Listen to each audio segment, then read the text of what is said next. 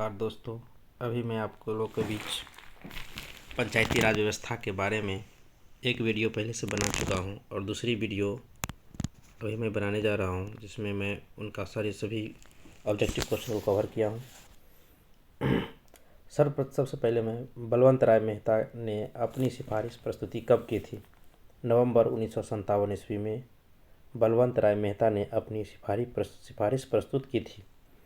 दूसरा क्वेश्चन है, किस संविधान संशोधन के द्वारा पंचायती राज संस्थाओं को संवैधानिक स्तर प्राप्त हुआ? संवैधानिक दर्जा प्राप्त करने कब हुआ? इसका क्वेश्चन का मीनिंग है 73वां संविधान संशोधन। 73वां संविधान संशोधन के द्वारा पंचायती राज संस्थाओं को संवैधानिक स्तर प्राप्त हुआ। अब यही इसके बारे में मैं डिटेल से पढ़ता हूँ। 73वां संविधान संशोधन 1992 के अंतर्गत 24 अप्रैल 1993 को से प्रभावी द्वारा संविधान के भाग 9 एवं 11वीं अनुसूची को जोड़ा गया। पंचायती राज संस्थाओं को संवैधानिक स्तर प्रदान किया गया। 73वें संविधान संशोधन 1992 के समय भारत के प्रधानमंत्री पीवी नरसिम्हा राव थे।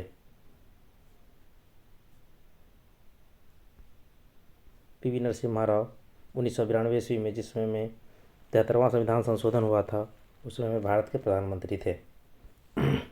भारतीय संविधान की 11वीं अनुसूची में पंचायत के लिए कुल कितने विषयों का निर्धारण किया गया था? तो 29 विषय का निर्धारण किया गया है। भारतीय संविधान की 11वीं अनुसूची में पंचायतों के लिए। पंचायती राज से संबंधित प्रमुख समितियां। आइए अब हम पंचायती राज से प्रमुख समितियों के बारे में देखते हैं। बलवंत राय मेहता समिति 1957, GV राय समिति 1985, LM सिंघवी समिति 1986, अशोक मेहता समिति 1977। पंचायती राज विषय है। पंचायती राज 7वीं अनुसूची में राज्य सूची का विषय है। 7वीं अनुसूची, जिसके अंतर्गत राज्य सूची, संघ सूची और समवर्ती सूची तीन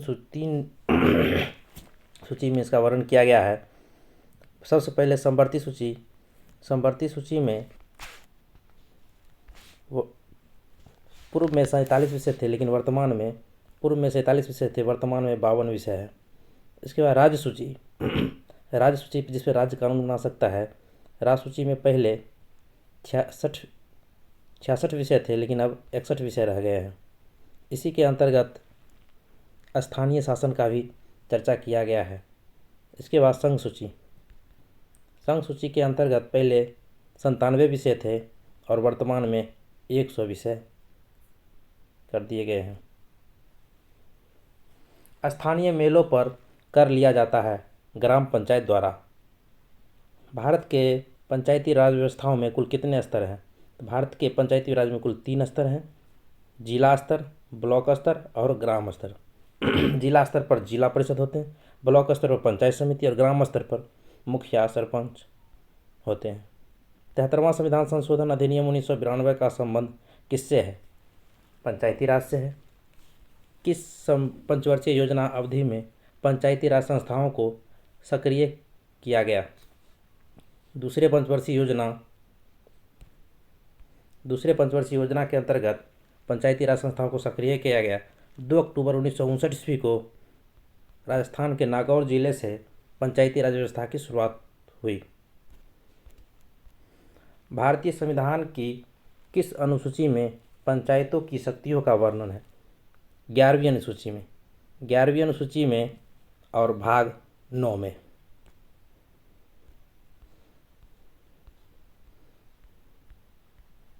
इसके बाद नेक्स्ट क्वेश्चन आप लोगों के बीच ग्रामीण स्थानीय शासन की पंचायती राज नामांकन किस भारतीय नेता का सुझाव का परिणाम था? ग्रामीण स्थानीय शासन के पंचायती राज नामांकन किस भारतीय नेता का सुझाव था? MK गांधी, मोहनचंद करमचंद गांधी। इन्होंने ही सर्वप्रथम जो है स्थानीय शासन के बारे में चर्चा किया था। भारत के संविधान में पंचायतों तथा नगर पालिकाओं से संबंध 73वें और 74वें संविधान संशोधन जब हुए उस समय भारत के प्रधानमंत्री कौन थे? भारत के 73वें और 74वें संविधान संशोधन 1992 में हुए थे और 1993 से लागू हुआ। उस समय भारत के प्रधानमंत्री पीवी नरसिम्हा राव थे। ये क्वेश्चन काफ़ी इम्पोर्टेंट है, काफ़ी बार पूछा जाता है। भारत के किस संशोधन के अंतर्गत भारत में महिलाओं के लिए ग्राम पंचायतों में 33% आरक्षित किया गया? 73वां संविधान संशोधन के द्वारा महिलाओं के लिए ग्राम पंचायत में 33% का स्थान आरक्षित किया गया। इस समय भारत के प्रधानमंत्री पीवी नरसिम्हा राव थे। एक क्वेश्चन आप लोग बताइए, जिस समय में LM सिंघवी समिति का गठन हुआ था उस समय भारत के प्रधानमंत्री कौन थे? जो 1986 में हुआ था। ये क्वेश्चन एक बार हमें एग्जाम में पूछा गया था। नेक्स्ट क्वेश्चन, पंचायत चुनावों में अनुसूचित जातियों के लिए पदों का आरक्षण किस राज्य में लागू होगा? अरुणाचल प्रदेश में। 2011 के अनुसार अरुणाचल प्रदेश में अनुसूचित जाति की जनसंख्या नहीं की गई है। पंचायती राज एक व्यवस्था है। पंचायती राज एक स्थानीय स्तर पर स्वशासन की जैव संबंधों के साथ त्रिस्तरीय अभिशासन की लोकतांत्रिक विकेंद्रीकरण की।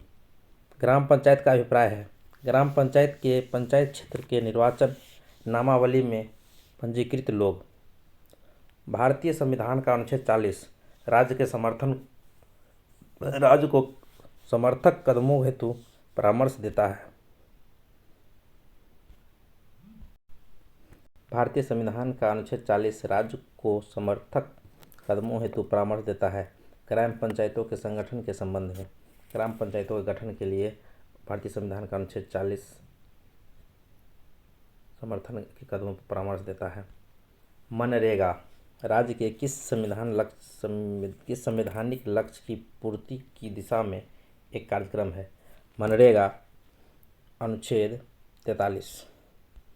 बलवंत राय मेहता समिति सिफारिशों के अनुसार पंचायती राज व्यवस्था सर्वप्रथम स्थापित की गई थी राजस्थान में 2 अक्टूबर 1959 ईस्वी को जवाहरलाल नेहरू के द्वारा राजस्थान के नागौर जिला से सर्वप्रथम बलवंत राय मेहता समिति की सिफारिशों के अनुसार पंचायती राज व्यवस्था लागू की गई थी।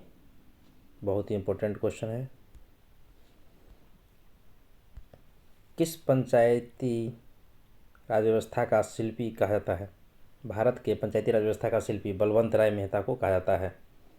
बलवंत राय मेहता समिति का गठन 1957 में किया गया था। भारत में पंचायती राज व्यवस्था सर्वप्रथम राजस्थान और डैश में प्रारंभ की गई थी, राजस्थान और आंध्र प्रदेश। पंडित जवाहरलाल नेहरू ने 2 अक्टूबर 1959 को राजस्थान के नागौर जिला से पंचायती राज का उद्घाटन किया। तत्पश्चात आंध्र प्रदेश भी इस व्यवस्था को अपने यहाँ लागू कर पंचायती राज प्रणाली लागू करने वाला दूसरा राज्य बन गया। नेक्स्ट क्वेश्चन है, पंचायती राज व्यवस्था से संबंधित प्रमुख समितियां एवं सुझाव। बलवंत राय मेहता त्रिस्तरीय समिति पद्धति दिया था। अशोक मेहता समिति द्विस्तरीय पद्धति दिया था। LM सिंघवी स्थानीय स्वशासन पद्धति। GV राव प्रतिनिधित्व के तरीके में सुधार की अनुशंसा की थी। भारतीय संविधान के किस संशोधन में नगरीय स्थानीय सरकारों को संवैधानिक दर्जा दिया गया? 74वां संविधान संशोधन नगरीय स्थानीय सरकारों से संबंधित है। भारतीय संविधान का कौन सा अनुच्छेद राज्य सरकारों के ग्राम पंचायतों के गठन का निर्देश? अनुच्छेद 40। यह क्वेश्चन एक बार और हुआ था। अनुच्छेद 40 पंचायतों के गठन को निर्देश देता है।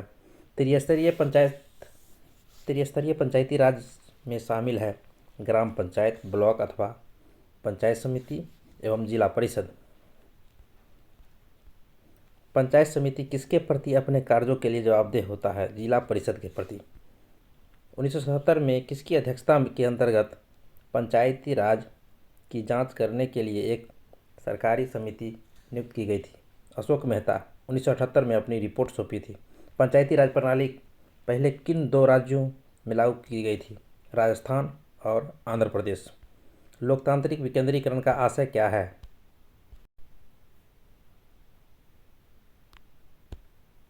लोकतांत्रिक विकेंद्रीकरण का आशय है स्थानीय सरकार। भारत में आधारित लोकतंत्र कौन सुनिश्चित करता है? पंचायती राज। पंचायतों एवं नगरीय संस्थाओं का कार्यकाल कितने वर्षों का होता है? 5 वर्षों का। पंचायतों के निर्वाचन में चुनाव लड़ने के लिए उम्मीदवार की न्यूनतम आयु कितनी होनी चाहिए? 21 वर्ष। प्रारंभ में पंचायती राज में महिलाओं के लिए 33% आरक्षण था। महिलाओं को 50% आरक्षण देने वाला पहला राज्य कौन सा है? बिहार है। पंचायती राज दिवस कब मनाया जाता है? 24 अप्रैल को। धन्यवाद।